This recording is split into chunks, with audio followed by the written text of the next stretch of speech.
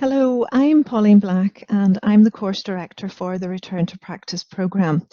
Thank you for your interest in the programme. This presentation is designed to give you an overview of what's involved in undertaking the programme and to give you the opportunity to listen to some students who have recently completed the programme.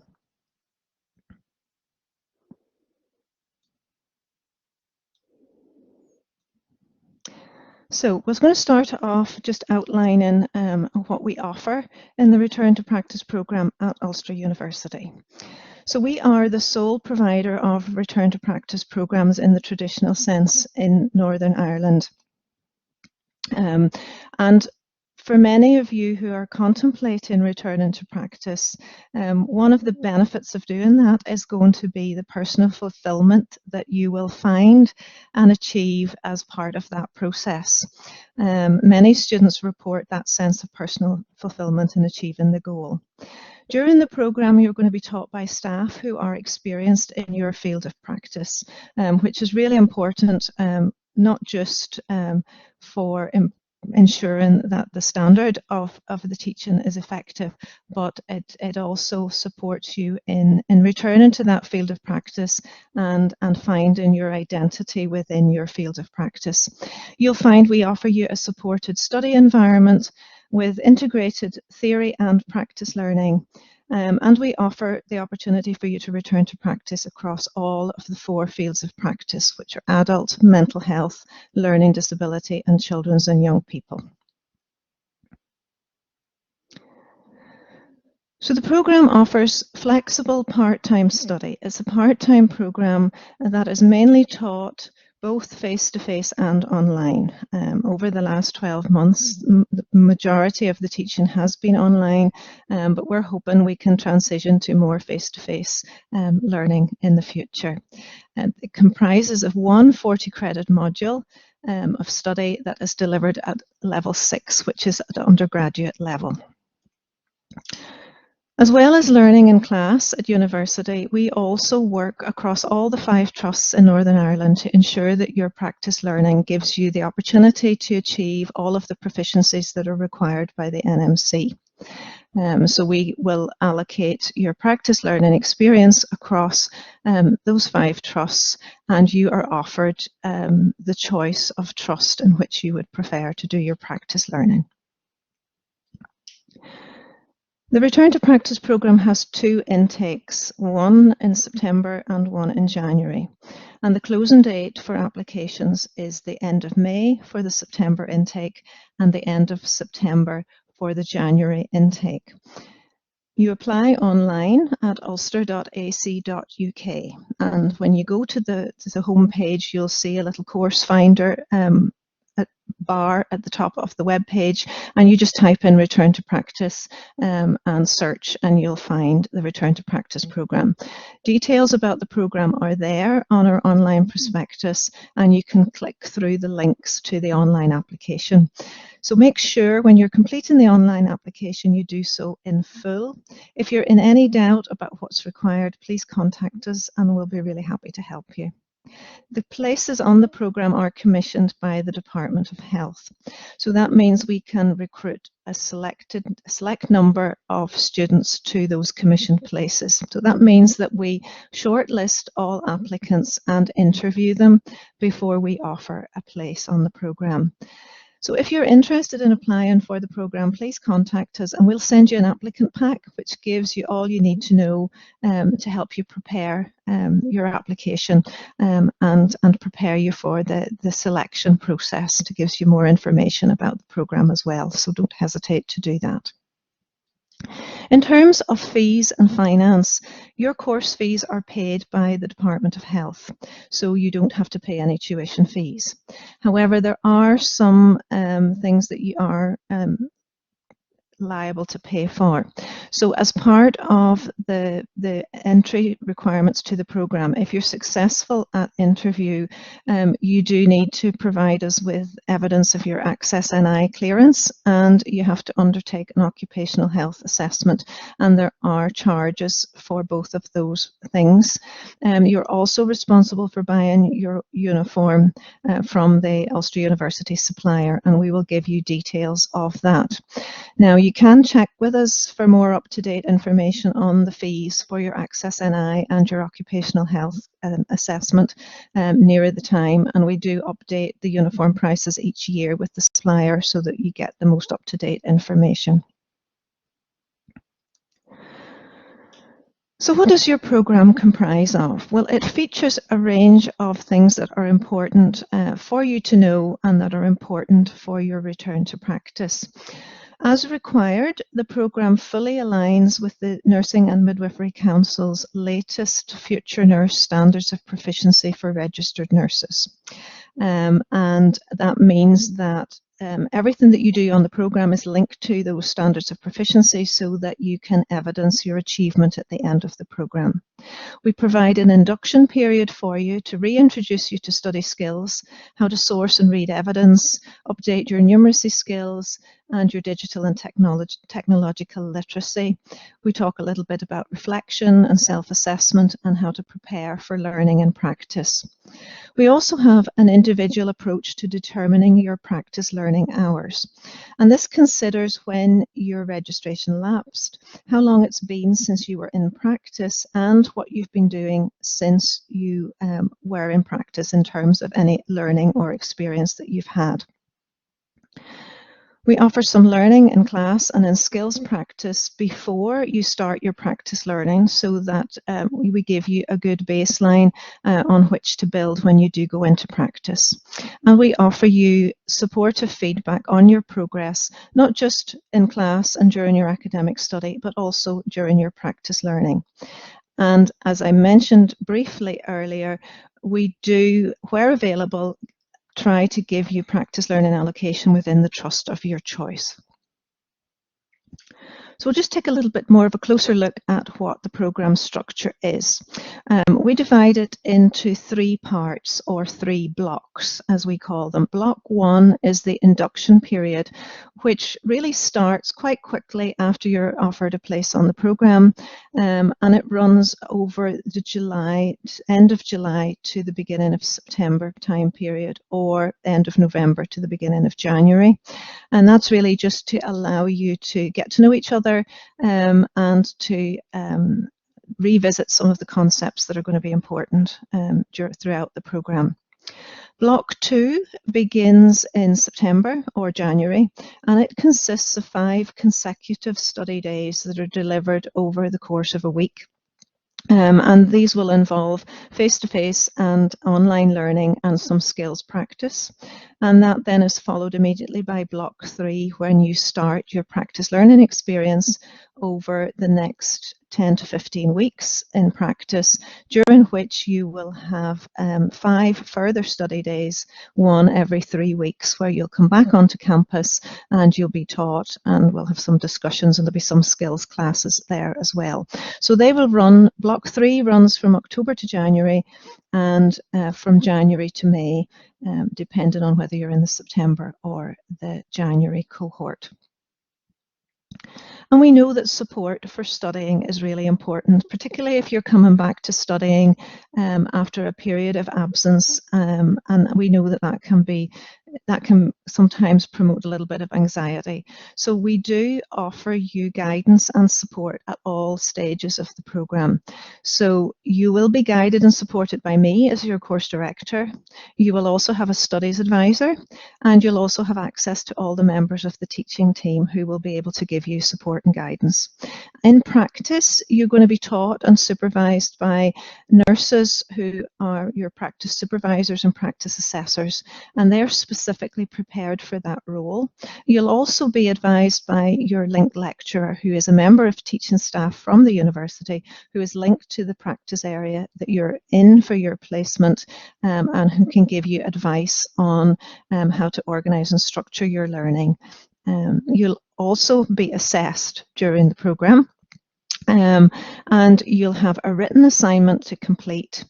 And when you're in practice, you have a practice assessment document that you use to demonstrate how you've achieved the programme outcomes and how you meet the NMC standards. So it forms a document that records what you've learned in practice, what you've reflected on, and how you've applied that to the NMC standards of proficiency. So at the end of each programme, we ask students to evaluate their experience so that we can learn what we can do to improve the programme, and we can get some feedback on our processes. And here you can see some comments from students over the last 2 cohorts over the last 12 months who have completed the programme. And I'm also really delighted that we have 3 students here today who have just completed the programme, and they're going to be answering some questions and sharing their experience with you. So I would like to welcome Martina, Catherine and Lisa. Thank you so much for being willing to share your experiences and your thoughts with us. I'd like to begin by asking you, Catherine, what prompted you to apply to the programme? Hi, Pauline. I had been actually away from nursing for about nearly almost 10 years. And this last probably 2 years, I had been thinking again really about the possibility of returning to practice, but I had really I wasn't actually really sure how it worked or even who provided it. So that was it. I was very keen to do it, but I Googled it and found the Ulster University and the course, and really I didn't look back from there. I just felt that was it. And I was very impressed, with just even how the course was laid out and everything. So that was really me, and I just wanted to make sure that I was doing everything correctly. So it was definitely definitely a great experience for me to do it. Yeah. Thank you. Thanks, Catherine. Lisa, what prompted you to apply to the programme? Kind of like Catherine, I was out, well, coming on 8 years. I suppose with the current climate and the way things were, I just felt like I was ready to go back, that I wanted to go back in the times that was in it. Contacted NMC and wanted to put myself back on the register if I needed to be called up or whatever, but the girl actually advised me to look into the University of Ulster course, and just from there it just seemed so structured and so kind of just what I wanted to do, and there was no hesitance and just very straightforward, very, very plain. Thanks, Lisa. Martina, I'm going to ask you, did you have any concerns when you applied for the programme? Hello everybody. I did have a few concerns, probably the same as everybody else, as what kind of support would be available, investments and stuff like that. But it was very good. The university actually accommodated, even though the course might be based in Belfast. You actually, the nearest hospital that they can kind of get a placement for you, they will. So it's not to say that you have to travel 1.5 to 2 hours from the day shift. They do their best to kind of accommodate you and make sure you're placed as near as your home as you are. And then the support element of it was, with the university, and the university, there was lots of stuff and lots of guidelines and lots of numbers and emails and everybody to contact. So I never felt it was on my own at any stage. Good, thank you, Martina. Lisa, what about you? Did you have any concerns when you applied? I did have concerns. I suppose like everybody else, it was just would I be actually able? I suppose when we done our training originally, the 3 years, you just felt like you're gonna be totally supported, and I didn't know whether it was the same, but God knows it went further from what actually was. You just were supported from basically from interview to finish. I did interview well, and I was talked through every step of not to worry. It was just so structured, supported. There was no doubt in my mind once I had the next interview over that it wasn't going to be the same place as the rest of the training, and it was just fine. It was actually very, very good. Thanks, Lisa. Lisa, I'll stick with you and ask you what were you looking forward to when you started the Return to Practice programme? Oh, looking forward to our hesitant. I was looking forward to back into it. See, was I actually able to do the course that I had done and originally in the training that I had actually completed and done for so many years? I was looking forward to so much. It's hard to pinpoint. looking forward to actually getting up to college again and see what way it worked and online and the limited face-to-face contact we had. Everything was just very much enjoyable. Good. Catherine, what about you? Was there anything you were looking forward to? Do you know, I was probably literally really looking forward to working just as part of a team again. And just I think probably just being able to contribute again to patient well-being, and just I suppose just getting back into the routine of what a nurse's role is. It was just a general feeling of wanting to get back into just that whole. But I really enjoyed that whole dynamic of working as part of the MDT, which was really important for me. Yeah, I can understand that. Martina, I'm going to come to you next.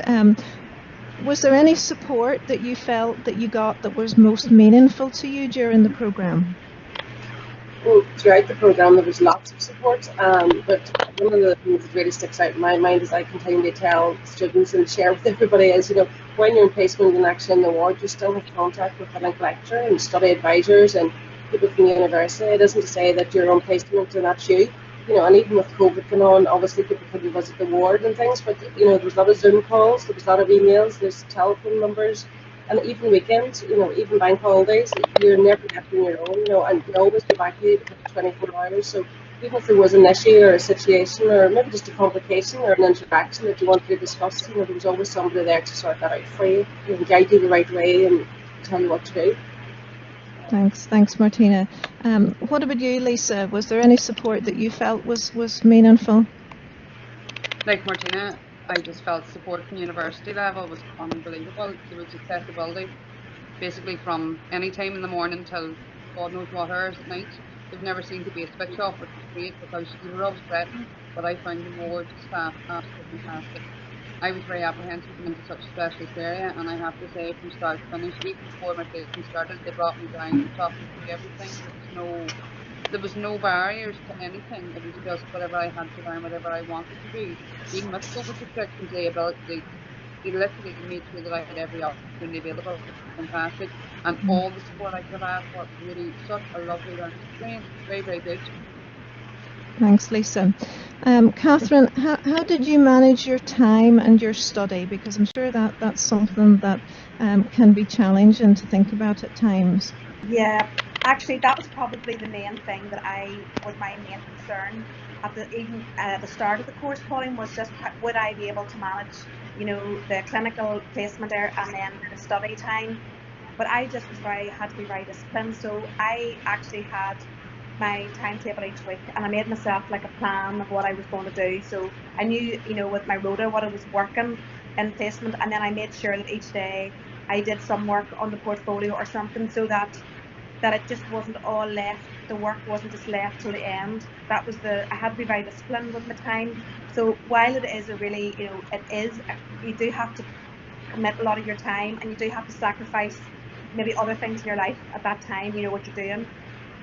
It is essential that you really just have to prioritize that, each day you have to just grind and work a bit more on it, and you do get there in the end. So I think for me it was just, you do have to be quite disciplined. Yeah. Disciplined and organised, I think, are the terms that a lot of students would use. Lisa, what about you?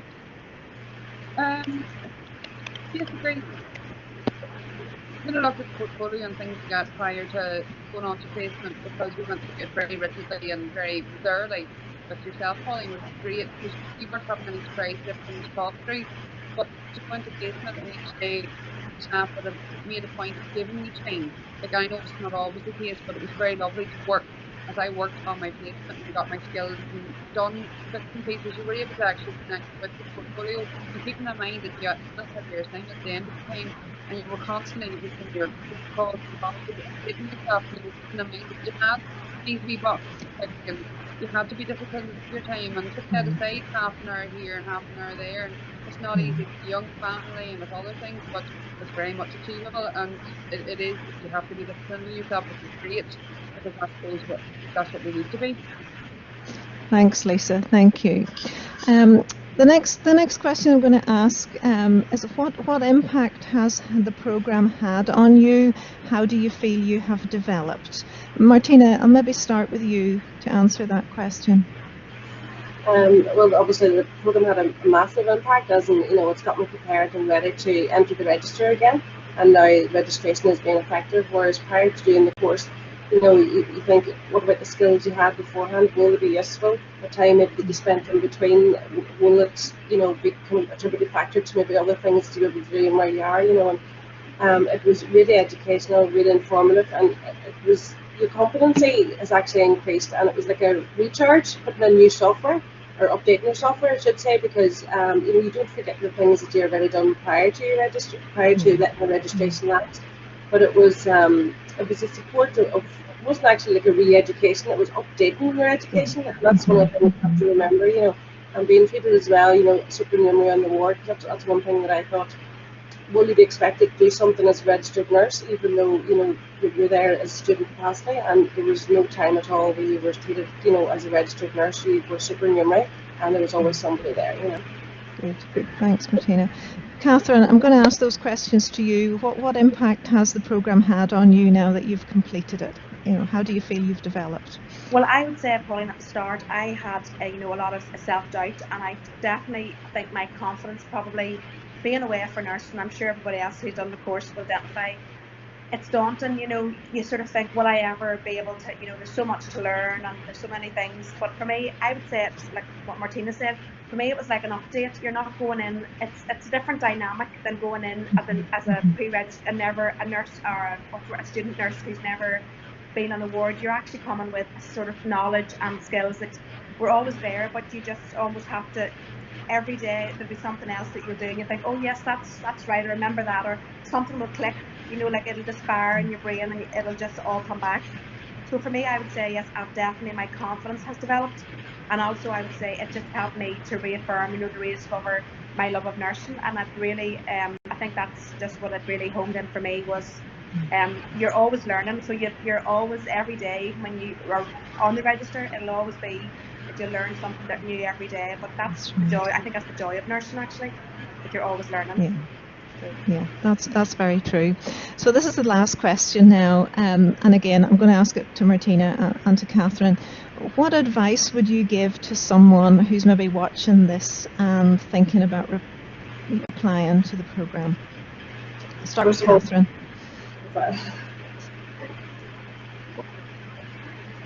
Martina, you can go on ahead. All right. First of all, I'll say don't delay. Just push the button and apply. Because you have the skills. They've just been lying dormant for a while. And as we said before, it is about updating. Your skills and entering the register again. You do have to be very organised, but you have to remember all the time, every day, even when you're in the ward and it's a hard shift. It is manageable. Nobody was, killed in the process of doing this course. That there's help and support out there, and there's always somebody there. Thanks. Thank you, Martina. And Catherine? Yeah, I would agree. I would say, just go for it and just fill out your form and submit it, because I just think, it will, you will get there. And I think it's so worthwhile to do. And you probably will have a certain degree of maybe nerves or even just self-doubt or whatever, but at every point along the course, we were all well supported. That's been already said. And it's just the sense of achievement at the end is, I think, is worth so much, that you've achieved it and you've put in the hard work. But it was very worthwhile experience.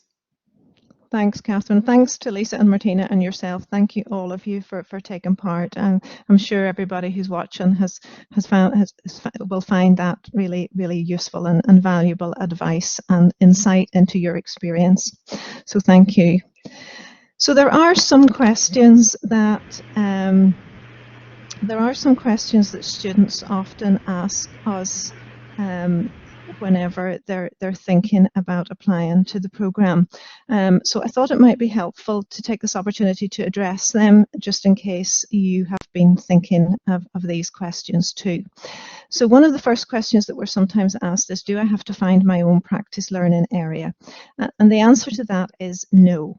The university has those established links with the 5 trusts, and we have a practice allocation system in place to ensure that your allocated area will provide you with the relevant experiences that you need to achieve all the NMC proficiencies. So we as a university organise your practice learning on your behalf.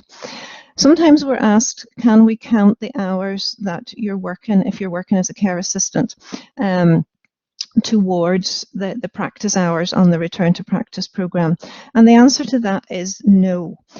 Because you're working under contract of employment, you're working as a care assistant in a completely different role, and in so doing you're not going to be able to achieve the NMC proficiencies for a registered nurse.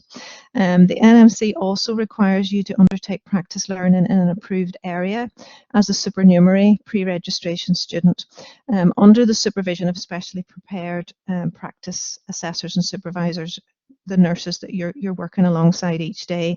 So you can't count the hours that you're working under a contract of employment in a completely different role. Some applicants have 2 registrations. They've maybe had a registration as an adult nurse, but then they've trained and joined the register as a midwife. And for some of those applicants, they're working as a midwife, but they want to rejoin the register as an adult nurse. And we're sometimes asked, can I count some of the hours that I'm working towards that total? And in many ways, the answer to that question is very similar to the answer that I have just given to the previous question. When you're working as a midwife, you're doing so as a registrant in a different part of the NMC register than that of an adult nurse. And again, your practice hours for the Return to Practice programme must be as a supernumerary pre-registration student nurse, completing practice learning in an approved area under the supervision of a practice supervisor and a practice assessor, so that your learning and achievement can be assessed over time by your allocated practice assessor. And if you're working again as a midwife, you're doing so under a contract of employment as a registrant, and that doesn't cross over to the adult field of practice. Some people ask if they can do more hours each week and finish the programme earlier. And while I can see very clearly how that could be an attractive option, your practice learning hours are allocated evenly over the weeks of the programme to ensure that you have adequate time to learn and practice and regain confidence. And this means that the nurses who are responsible for assessing you have the time to get to know you and to see what your strengths are and what your areas of development are, so that they can be sure of your progress before they assess you as having achieved the proficiencies to apply for re-entry to the register. And don't forget that you also have study and reading and preparation and an assignment to complete, and your practice assessment document to record your learning in. So make sure that you plan and allocate enough time for that as well. So there's a lot going on, and we certainly, spreading out your learning over the duration of the programme is advisable. And the final question is, sometimes we're asked if a candidate has a dual registration, for example, that your initial education trained you as an adult nurse and a mental health nurse.